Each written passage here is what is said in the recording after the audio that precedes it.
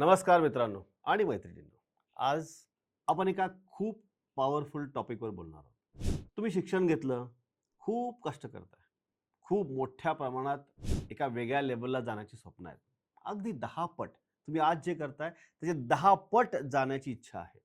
पण कितीही प्रयत्न केला तरी सुद्धा एका लेव्हलच्या पुढे आपली गाडी जातच नाही. याची कारणं काय आहेत? कारणं समजणं खूप महत्वाचं आहे. सी माझा पर्पज काय to empower you to achieve your fullest financial potential by working on your mindset.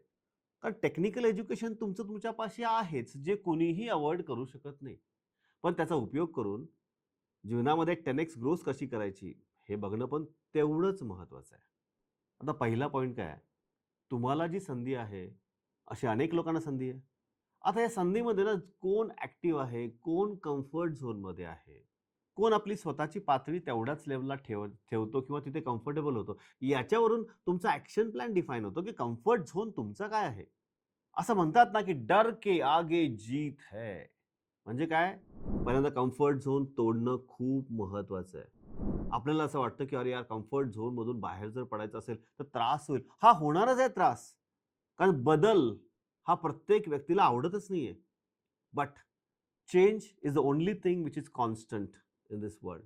बाकी सगळं मूव्हिंग आहे. कम्फर्ट झोनच्या बाहेर पडणं प्रायोरिटी आहे. कारण ग्रोथ कम्फर्ट झोनच्या पलीकडेच आहे.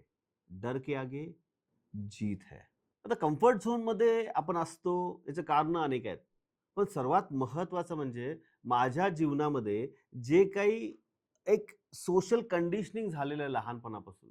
या सोशल कंडिशनिंगमुळे काय झालंय, की मी एका लेव्हलच्या पुढे विचार करायला मला तयारच नाही केलेलं किंवा माझ्या आजूबाजूला लोकं तसेच आहेत. त्यामुळे याची खरी ग्रोथ काय आहे मला माहितीच नाहीये. मला नेहमी असं वाटत असतं, की नाही यार खाऊन-पिऊन की सगळं छान चाललंय ना, कशाला एका लेव्हलच्या पुढे जायचं? कदाचित 10x ग्रोथ पाहिजे असेल, तुम्हाला बिझनेसला एक्सपॅन्ड करायचं असेल. पण कोणीतरी आपल्याला सांगितलंय, की बाबा अंथरूण बघून पाय पसर. कशाला उगीचच प्रयत्न करायचे? कशाला उगीचच अशा ठिकाणी जायचं, की जिथे माझ्या हातात नाहीये? अरे पण जर तुम्ही केलंच नाही, तुम्ही माइंडसेट एक्सपॅन्ड कसं करणार? नुसतं आपल्याला सांगितलं, "नाही, नाही, money is root of all evils in life." पैशामुळेच सगळे प्रॉब्लेम होतात. पैशाचाच प्रॉब्लेम असतो. पैसा कमवायला भरपूर पैसा लागतो. उगाचच कर्ज घ्यायची नाहीत. अशा अनेक सोशल कंडिशनिंगमुळे तुम्ही तुमच्या प्रगतीच्या आड येता. तुमचा पर्पज स्टेटमेंटच आपण विसरून जातो. कारण नेहमी कधी जेव्हा होतं ते माइंडसेट तुम्हाला कंट्रोल करावं लागतं. माइंडसेट म्हणतं, की "अरे बाबा, तू अजिबातच हालू नको. तुला त्रास होईल." त्रास कधी होत नाही. जिममध्ये गेलो आणि जर एक्सरसाइज केला, पहिल्या दिवशी बॉडी पेन होणारच आहे. पण त्याच्याशिवाय प्रगती कुठे आहे? सोशल कंडिशनिंगमधनं बाहेर पडणं प्रचंड महत्त्वाचं आहे. एकदम अधोरेखित काळ्या दगडावरची रेष. कारण हे जर केलं नाही, तुम्ही तुमचं फुल्लेस्ट फायनान्शियल पोटेन्शियल अचीव्ह करूच शकणार नाही. आणि यात सोशल कंडिशनमुळे ना कळत-नकळत एक व्यक्ती व्हिक्टिम माइंडसेटमध्ये जात असतो. जगायचं असतं अबंडन्स माइंडसेटमध्ये. पण ज्या काही गोष्टी रजिस्टर झालेल्या आहेत इतक्या वर्षापासून, त्याच्यामुळे माझी विचार करण्याची पद्धतच बदलून जाते. माझी ताकद काय? मी अचीव्ह काय करू शकतो? मला कुठं जायचं आहे? मला कुणाचा सपोर्ट घेऊ शकतो, नाही घेऊ शकतो. या सगळ्या गोष्टी आपल्याला दिसतच नाहीत. कारण त्या अबंडन्स माइंडसेटमध्येच नसतो. व्हिक्टिम माइंडसेटचे ना प्रचंड नुकसान आहे. तुमची माइंड, बॉडी, तुमचे रिलेशनशिप्स, तुमचा पैसा, तुमचं यश, या सगळ्या गोष्टी अफेक्ट होतात. त्यामुळे तुम्हाला हे समजून घेणं खूप आवश्यक आहे, की व्हिक्टिम माइंडसेटमध्ये तुम्ही आहात का नाही आहेत? बघा ना, प्रत्येक वेळी आपण लोकांना ब्लेम करतो का? नाही यावर्षी खूप पाऊस झाला, तेव्हा मला काय धंदा करता आला नाही. यावर्षी खूप ऊन आहे. हे त्या वॉरमुळे ना माझ्या आयुष्यामध्ये एवढे सगळे प्रॉब्लेम झालेले आहेत. काय करू? आजकाल IPLचा सीझन सुरू आहे. लोकं बाहेरच पडत नाहीत. इट्स ऑल अबाउट ब्लेमिंग किंवा व्हिक्टिम माइंडसेट. तुम्ही आहात का व्हिक्टिम माइंडसेटमध्ये? ताबडतोब त्याला अबंडन्स माइंडसेटकडे घेऊन जाणं बंधनकारक आहे. No choice. सर्वात महत्त्वाचा मुद्दा जो अधोरेखितीने म्हणजे अंडरलाईन करून मी तुम्हाला सांगतो, की तुमचं जे काही पॉवर सर्कल आहे किंवा पीअर प्रेशर आहे.